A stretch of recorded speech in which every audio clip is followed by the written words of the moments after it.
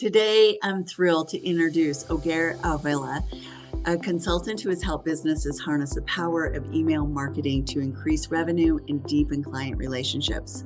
Over the past 6 years, Oguer has grown more than 15 accounts, with some surpassing $1 million in quarterly revenue. His specialty is showing founders how to simplify email and CRM systems so they stop feeling like it's just more tech and instead become growth engines. Thank you for joining me, Oguer.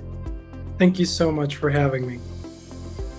So for many founders, especially for those who have built businesses on referrals or have never built a business in the past, the thought of setting up a CRM feels extremely intimidating.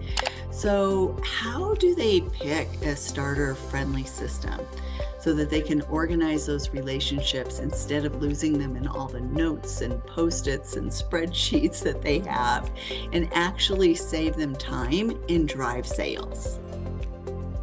I think something that's really important to mention is that this is such a universal experience. I think all of us who have our businesses have gone through something similar where it can get overwhelming to manage these kinds of relationships, and it can get overwhelming to look at all of the options out there.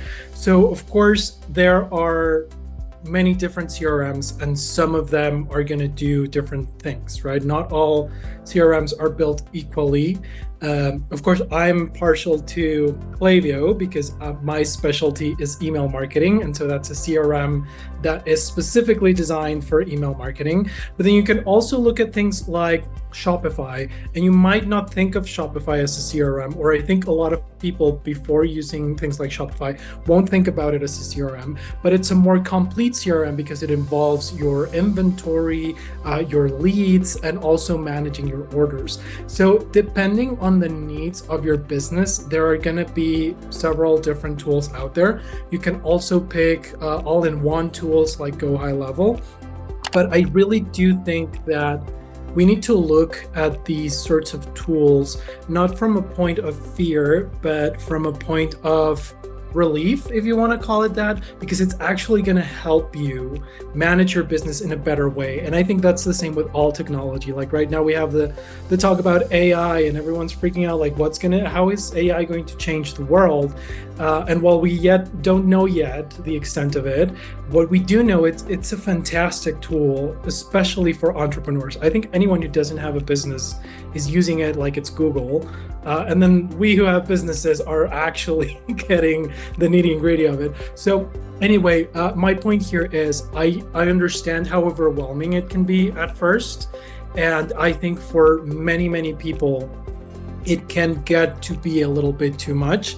But I think that switch in perspective of understanding that it is a tool can alleviate some of the weight of having to pick the correct CRM. So of course, if you ask me, I'm going to be impartial to Klaviyo, but not everyone wants to have email marketing be like the center of their operation, which it's always recommended to do so, but I can understand how some people might need other areas of the business. So I've mentioned a couple of them that people could gravitate towards, but I think that people really need to sit down and think, what kind of business do I own, and what's going to be the center of that? If it's more focused towards sales or e-commerce, you might want to pick something like Klaviyo or Shopify.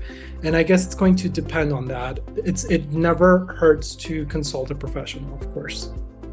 Thank you so much, Oguer. And I realized as you were telling us this, that we never really went over what a CRM is. And then some people may not actually know that a CRM is a customer relationship management. And Yes. So maybe can you just give a description of what a CRM is and why they would have it? Definitely. So I think a lot of people find it overwhelming because there are so many different types of CRM, but just like the name suggests, it is a tool to help you manage your relations. And especially for people who do retail or people who do consulting, you can kind of imagine how difficult it is. So for me as a consultant, I'll meet a lot of people through networking, and sometimes it could get overwhelming to manage all of those relationships. That's exactly what a CRM does for you. So you input the information of the people who you want to talk to, or you collect the information through, signups and pop-ups. There are many ways to collect that information. So the system, depending on the system, because there are different types of systems, but a complete CRM would help you from the point you get the lead to the point you make the sale, to the point where you re-engage that person for further sales or further interactions, depending on your business model. So I think it's very important that people understand a lot of us have been doing this manually for the longest time, and you forget to reach out, and you forget to tell people, oh, by the way, the call is tomorrow, or remember, I have a sale right now. And this communication with these people who are engaging with you, which in itself is fantastic, but it can get broken down over time if we don't tend to it. And so what a CRM will do is it'll help us manage that in an automated way that kind of makes up for us sometimes being forgetful or not having the time to manage all those relationships. Wonderful. Thank you so much. And it is so important. And there are so many CRMs out there, but like you said, you can use Klaviyo, Shopify. I've even used Asana. We were talking about Go High Level before our talk. So there are so many different ones. The important thing though of the CRM, the major thing is to make sure that nothing falls through the gaps. The worst thing to do is to say that you're going to follow up with somebody and then forget to actually follow up with them, and then you notice in a month that you're a month late, and it just hits your heart. So it avoids And we've all that. been there. We've all been there, exactly. And so the CRM helps avoid that. Now, so many founders, they create freebies or lead magnets that bring in the wrong people or no sales at all. And it's so important, especially for founders who serve midlife women, to make sure that that lead magnet is relevant, that it's valuable, that it's personal, and that it positions you for future sales. So how do founders create or really design an irresistible first step offer that attracts the right midlife women? I think this is a very important principle of marketing, and it's that you have to give something before you expect something back. I guess it's also a very important life principle as well. So in a way, you have to step into the shoes of the people you want to get as clients or as shoppers, and imagine some of the pain points that they're facing at that moment, and how you can fix or give something of value to help alleviate those pain points, of course, without giving your full work away, but giving something that is actually valuable. So as an example, my lead magnet is an email audit. And the value of it is that we can give some insights, especially because a lot of people have never done email marketing before. And so I can give you some professional insights that you can take action on. But also a lot of people are just like, oh, well, I would just rather a professional handle it, right? So that's kind of that middle point that we're looking for. Now, how do we make sure that we're not getting leads that are just coming in because of the freebie and then never engage back? There are a couple of things that we can do, especially tailoring the offer to be something that is valuable, like I mentioned. But also we need to understand that some people are just going to come in because of the freebie, and we're just going to have to deal with that from time to time. Usually we do see in conversion rates, like we'll see 10% conversion rates. So 10% of your website traffic will convert to part of your list. And then out of all the people that you've collected, usually 30% will be engaged. And that's normal, and that's a healthy cycle. The idea here is a lot of marketing is mostly about being in the right place at the right time.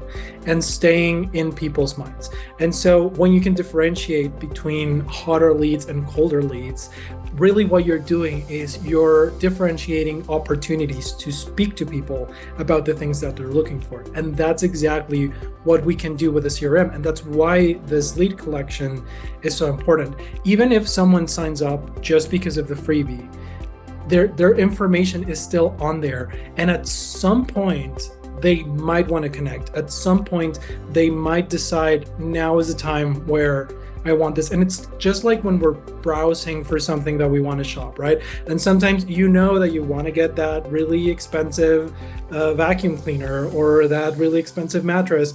And you're like, yeah, but it's not the right time. It's not the right time. And so at some point, you'll just buy it. I can't even tell you why. Like I've been in that situation where I'm like, you know what? I'm going to buy X thing that I've been wanting to buy. And then I kind of realize, why did I buy that if I had more important things to buy? But the thing is, when you collect people's data and you have them in your CRM, you can kind of anticipate that so that you can be present in the moment that the person makes that choice.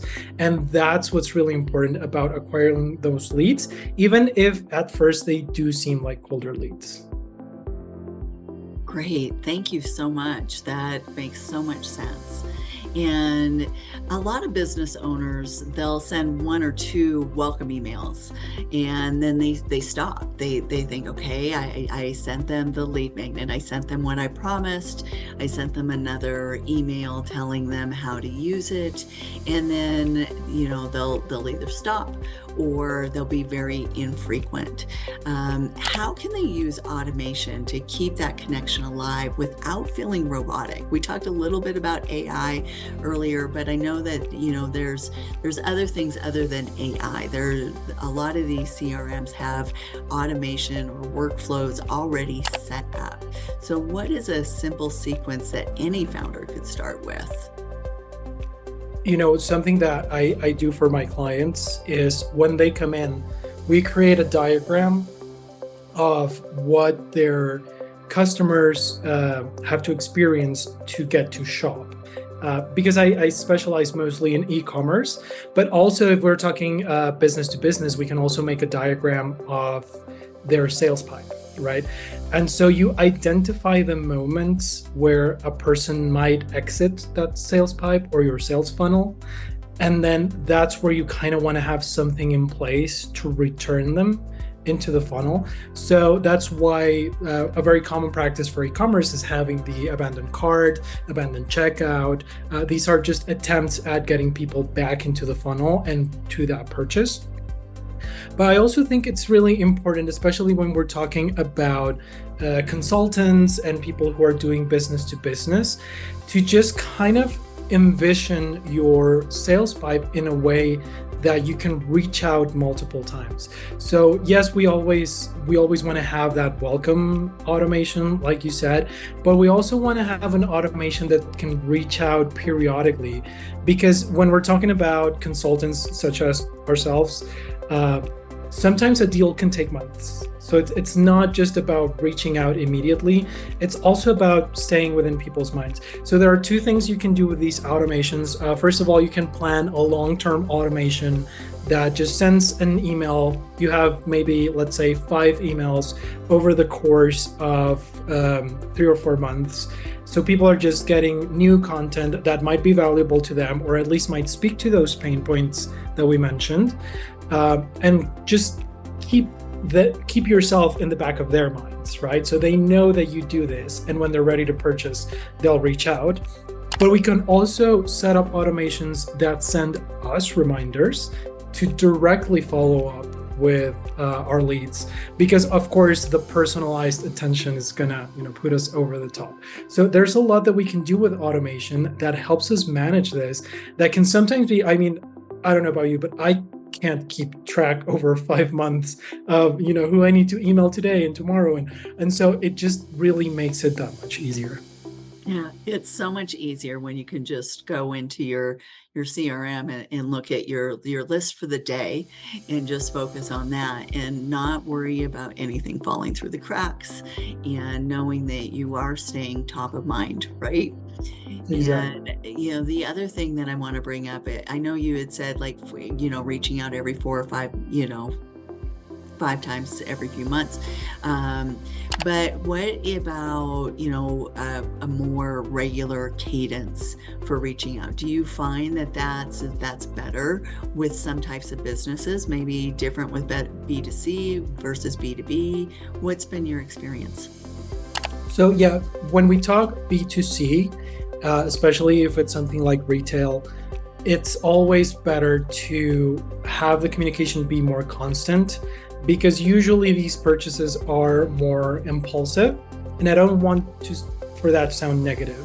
But what I do mean is people do take action faster when it comes to things like retail. So yeah, we do keep communication. So the industry standard is thinking about your list in a 30, 60, 90 day ratios. So 30 days engaged, 60 days engaged, 90 days engaged, right? And then after 90 days engaged, we try a win back situation. So trying to get people re-engaged. So it is a bit more constant. When it comes to B2B, then it is definitely tailored to each business. I've worked with businesses whose sales take at least 5 months to happen. I've worked with businesses who take weeks. So for business to business, you really do need to tailor a little bit more. But when it comes to business to consumer and retail, it is a little bit faster. Wonderful. And you just made me think of another question that we hadn't discussed. But as far as when, you've said an engagement of 30% is usually, a good thing on the list. How do you know when too much is too much? Like, if you're doing 1 a week or 3 a week, and if you're doing 3 a week and you still have over 30% engagement, is that good? Or, how do you know when to ramp it up or to scale it back? So that's going to depend on the metrics that you're seeing on the emails and the engagement. I know a lot of people, me included, when I started out in this industry, I actually didn't really think that email had such an impact on sales, and it actually does. And then when I started hearing like a standard scope would be, 12 emails a month, I used to think that was too much. Now I've had clients who do 16, 20, even more emails a month, and it works perfectly for them. So what we do is that we do keep an eye on engagement metrics. How many people are opening? How many people are clicking? How many unsubscribes are we getting? And there are some industry standards that we can try to reach, like above 30% open rates, above 1.5% click rates. But it really does take a village to just keep an eye on accounts and make sure that we are not oversending or undersending. But a message that I do want to get across is I think a lot of people do worry a lot that they're going to overwhelm their list if they send more. And so I do get a lot of clients who are worried in the beginning to sending more campaigns. And it does take a little bit of convincing to, let them know it's perfectly okay. Most accounts respond perfectly. And then we also keep an eye on it just to make sure that they do respond positively to the emails. But in most cases, just sending more does have a good impact. But a sweet spot is around 10, 12 to 14 campaigns a month. Wow, I didn't realize it would be that much. So that's very interesting. Thank you for sharing that.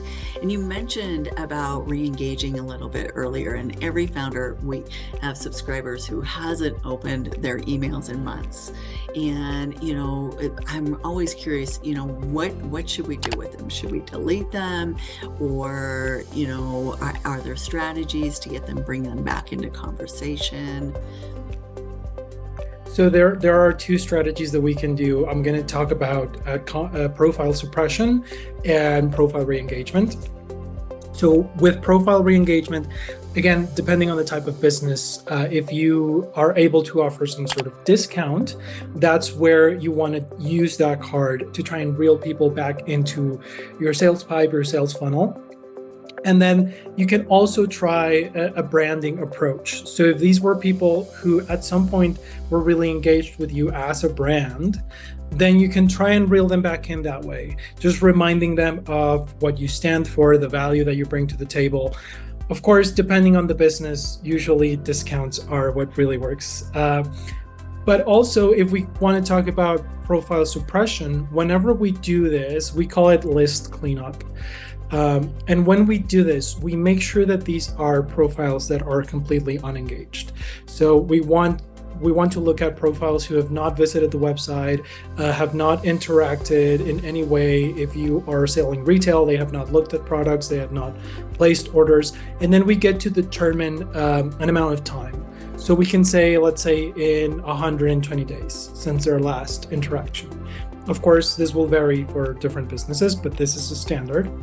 And so if they haven't, you reach out with a very honest email saying, hey, we don't want to be a bother. We've noticed that you're not interacting. If you want to continue to receive emails, click here and we'll continue to send them. And if not, you won't hear from us anymore. And then if they don't interact, you send one last email and you say, thank you so much for having been a part of this and we hope to see you back again. And this is the last email you'll get from us. But then what happens, depending on the platform you're using, but the ideal here is that you suppress the profile, but it's not deleted. So when it gets suppressed, you still have the information, you still have the behavioral history of the person. It's just not being counted towards current campaigns and current automations.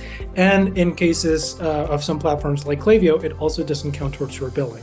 So it's a little bit of a win-win. And I know a lot of people are afraid to do list cleanup because they're afraid of losing numbers. But what I do say in those cases is we prefer lower numbers if they're hyper engaged. Like we want the people who are hyper engaged. And that's where we want to focus our attention because those are the people who are going to convert. Exactly. It's why we don't send our list magnet to everybody and get everybody to sign up on it. Yeah.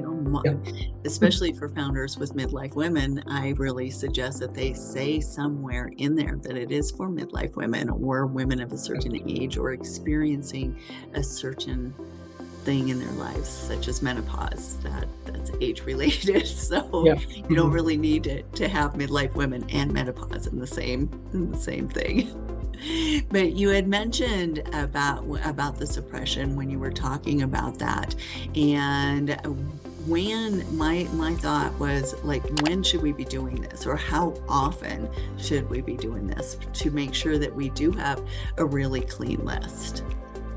So you can do this as an automation that runs for the people who have been unengaged, maybe 120 days. But you should check on this every 6 months or so, just to make sure that some people are going in there. And usually what people don't realize, because I know it can be scary to think about, deleting some of your profile or suppressing them. It's a very low amount of people who actually land in these cleanup automations.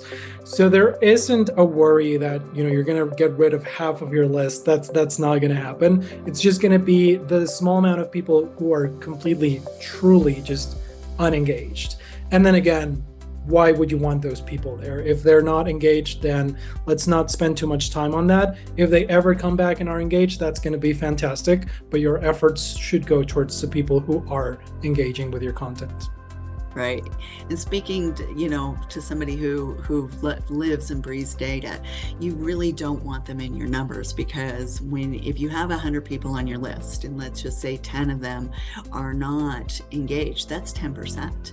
So by taking them off your list, then when you're really looking at what your numbers are, then you've got real true numbers, and now you know whether you can improve, whether you're sitting good And you know all of that. And I would imagine that if you did have a high number of people that were suppressed, that it would be a signal to look at something else in your process, right? Maybe the lead magnet wasn't capturing the right leads. Maybe you did an ad and it was, being sent to the wrong people or something like that. Is that true?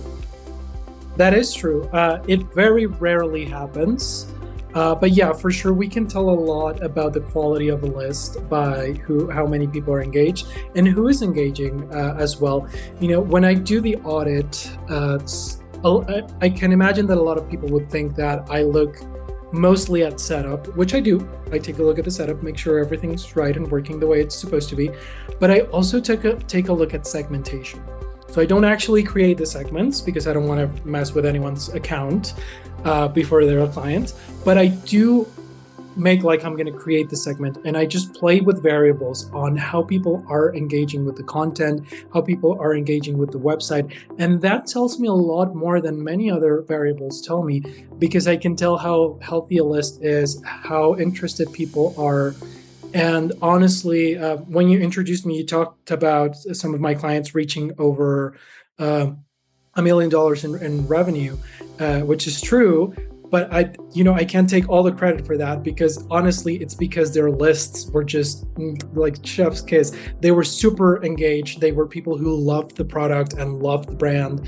And that's how you get to those numbers, by ensuring that you are creating an offer that truly speaks to the audience that you're trying to reach. So you were talking about a very specialized segment, which is women who maybe are experiencing menopause, and you want to work with those types of women. And I know a lot of people might be a little bit afraid to narrow their list down, or narrow their offering to just a segment of the population.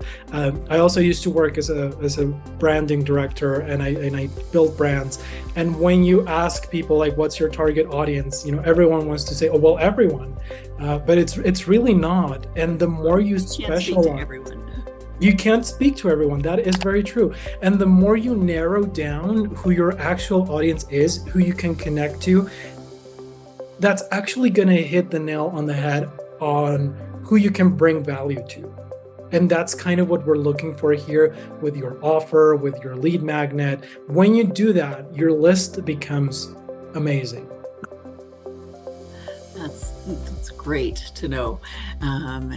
And I'd love to, have founders take email more seriously. I think, some just don't, because they don't know where to begin.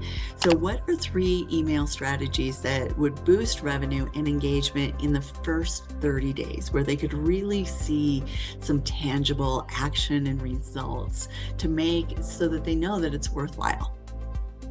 Yeah, so I can relate to that. When I first started in this, I don't think any email marketer thinks that they're going to do email marketing, because it's honestly not something that is taught in schools. It's something you kind of have to fall into. And when I first started, it was very weird to me. I was like, email marketing, like is email still a thing? Well, let me tell you, it is. It is a really big thing. It is a really big revenue driver. I am very surprised to find that, but it is. And so I do suggest, like, get on it faster than you would, because you are missing out on a lot of revenue. You're leaving money up on the table if you're not doing email marketing. And something really easy that we can do is just start with your automations and your list capture. That's I just had a client who recently joined, and he had been selling supplements for a while now. But he hadn't been doing anything. He had his pop-up up on the website. He was capturing leads, but he was not offering any discount. He didn't have a welcome flow. He had nothing. And so our first goal was to reach 10% in revenue attribution, meaning that Klaviyo determined that 10% of the sales were happening because of the interaction with email. We had just renovated their pop-up and renovated the first email on their welcome flow, when we had already reached 8%. You can see growth very fast, especially if you're not doing a lot with email. You will immediately see how much you can grow if you leverage this tool. It's a great way to nurture and reorders and so many things, right? Definitely. And I also think consistency in communications. I think when people are not used to hearing from you, that can be a little bit of a disconnect between them and your business. And so when they get used to, even if they're not clicking and buying on every single email, because not everyone will, even if they're just seeing the emails, they oh yeah, of course, X company, of course, yeah, I know them.